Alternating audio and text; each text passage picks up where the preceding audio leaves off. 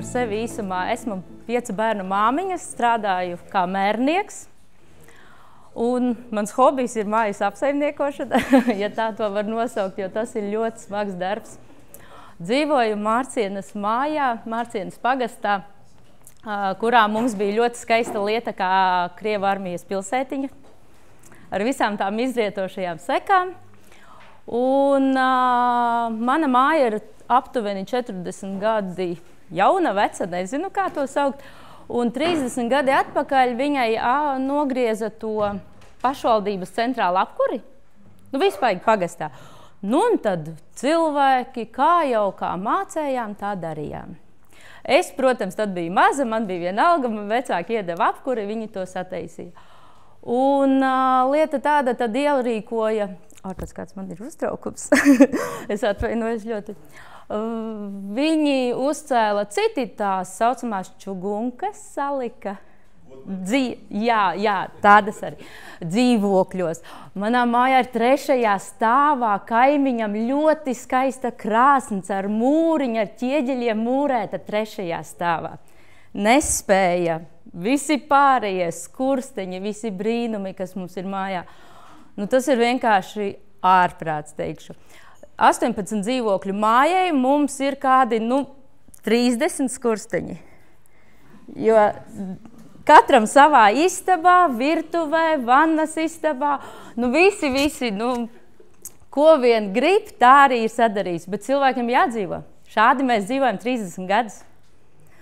Un tad es esmu tā suņa nagla novadam, ja drīkst tā teikt, jo bez šī nevar tikt uz priekšu. Ir jāiet, jālūdz, protams, 6 gadi atpakaļ mums ir mājas apsaimniekošana, beidzot mēs krājam, beidzot mēs kaut ko daram. Un tad mēs iedzīvotājiem, ko es arī teicu, jāsāk ar mērķi. Tad, kad veidojam šo apsaimniekošanu mājai, priekš kam mēs to daram? Mūsu mērķis bija sakārtot māju, atgūt centrālo apkuri. Pirmais.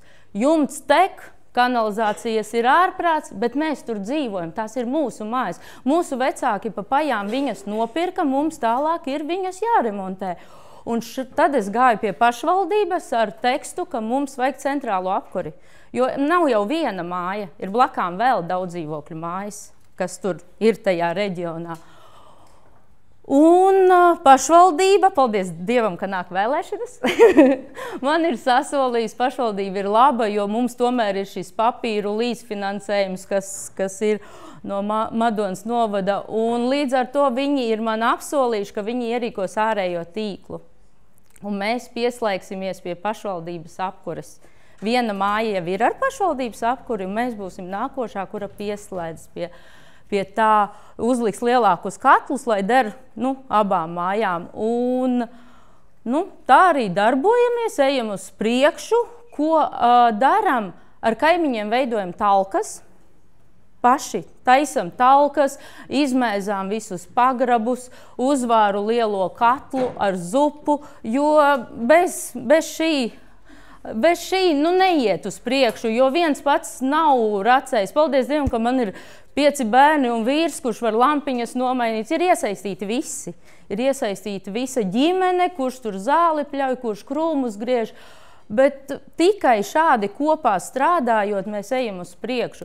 Un jūs redzat tajā malējā bildē, šādi mums apkures, tās briketes tur pagrabā, lai cilvēks varētu savu māju apkurināt. Tad, kad ir -30 grādi, brauciet uz Mārcienu, skatieties, mums ir ļoti skaisti salūti, no tiem skurstiņiem nāk ārā. Jo ir vienkārši tās krāsnes pārkurināts.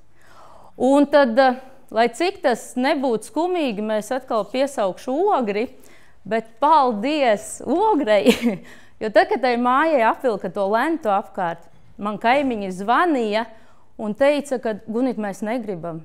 Mēs negribam savai mājai lentu apkārt, bet šeit ir jānāk palīgā arī novadam. Mēs paši to neizdarīsim, mēs jau paši to apkuri sev nenogriezām.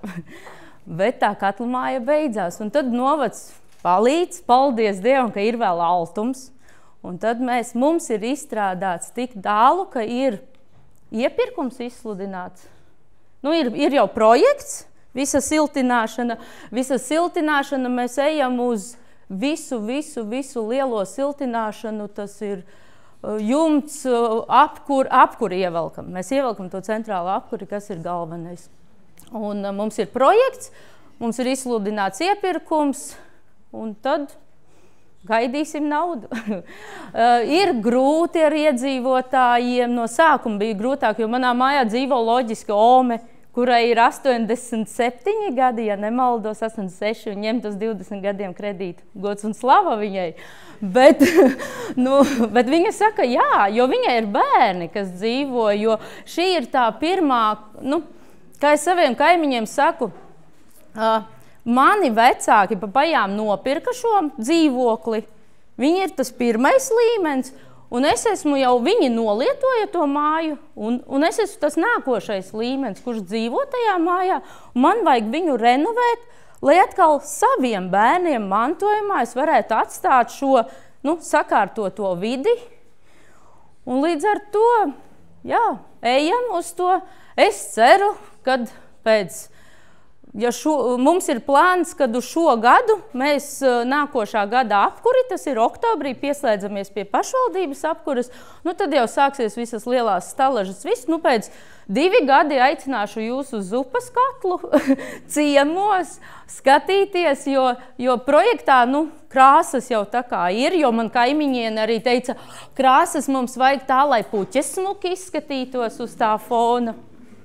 Un no kaimiņiem, jā, ir tā iniciatīva, ka viņus es aicinu visus tikai 18 dzīvokļu māja. Jā, ir varbūt vieglāk, bet ir patiešām sapulcēs, ka mēs vienkārši atnākam parunāties, neko nenolemjam, bet izvirzam kaut kādus, vienam vajag to, otram to, bet parunājamies, izrunājam, lai tas cilvēks saprot, kā es arī, tad, kad atnāk mums apsaimniekotājs, atnāk vai pašvaldības pārstāvis kaut ko izstāsta, un tad es viņiem vienmēr saku, un tagad vēlreiz un latviski, lai es saprotu. Gudri mēs varam runāt, tur terminoloģijā un visā, bet vajag tā, lai tā 80 gadu Ome saprot, uz ko tas iet.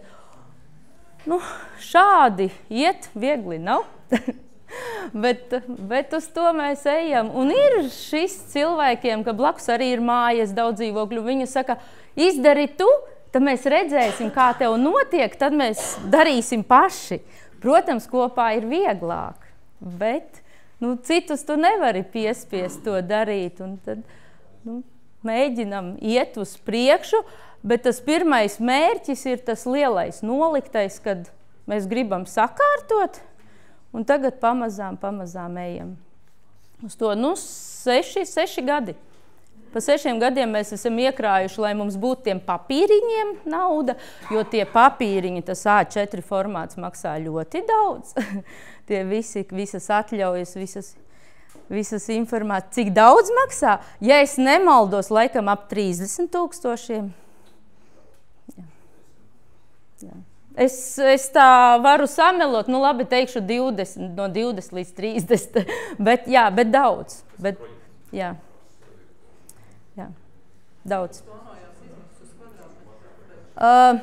Uz kvadrātmetru es nemācēšu aprēķināt, tur jau vajadzēja apsaimniekotājai, bet mēs tā kā sakalkulējām, sanāk tā, kad 38 ar astīti ir uz dzīvokli.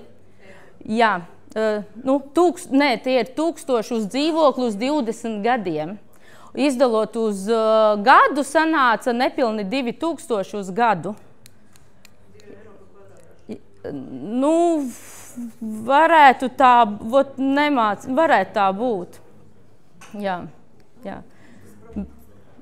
Bet tas, tad ir mēs visus logus, durvis, kāpņu telpas, jumtu, jo kā arī, protams, sākās arī pirmais gads mums bija ar kaimiņiem tāds, kā es smējos, atnāk 3. stāva kaimiņiem, viņa saka, jumts tek, es lieku bļodas, jo tek jumts, atnāk 1. stāva kaimiņiem, un viņa saka, jā, bet smirt kanalizācija. Es saku, baigi labi, es dzīvoju 2. stāvā, man ir viena alga. ja mums būs šāda attieksme, mēs netiksim nekur. Mēs visi dzīvojam vienā mājā, kopējā mājā, un līdz ar to ir kopistiski jāiet un kopā jāizdomā, kā, kur, kā izdevīgāk. Protams, mēs visi gribam lētāk, bet tad, kad nāk mums, piemēram, elektrība ievilka, mums pat nebija elektrības kāpņu telpās, ievilka elektrību. Es, protams, tiem elektriķiem saku, jūs strādājiet tā, kā sev, jo, ar tekstu es visiem saku, es zinu, kur tu dzīvo, ja? Jo nevar darīt nepareizi. Un šis arī varbūt ir tas neforšais piemērs, kad ir nosiltināts mājas, un tad tur kaut kas tek un kaut kas pelē un neforši. Bet ja mēs katrs darīsim ar atdevi savu darbu, man liekas, nesanāk šie nesmukumi. Sanāks tikai smukumi, un līdz ar to darbojamies, ejam uz priekšu, ilgi gājam, man liekas, 6 gadi, tas ir ļoti ilgi, bet esam tik tālu tikuši, un paldies, jā. Paldies vēlēšanām, paldies pašvaldībai, ka viņi velk šo ārējo tīklu, un mēs ejam uz to apkuri. Tā arī. Šeit bija sapulcīte mums, kad pie mums nāca. Sapulcītes mums pietiekoši apmeklētas. Jā, 90% nāk kaimiņi, jo es mēģinu saskaņot to laiku, lai patiešām atnāk uz tām sapulcītēm, lai viņi ir informēti vienmēr.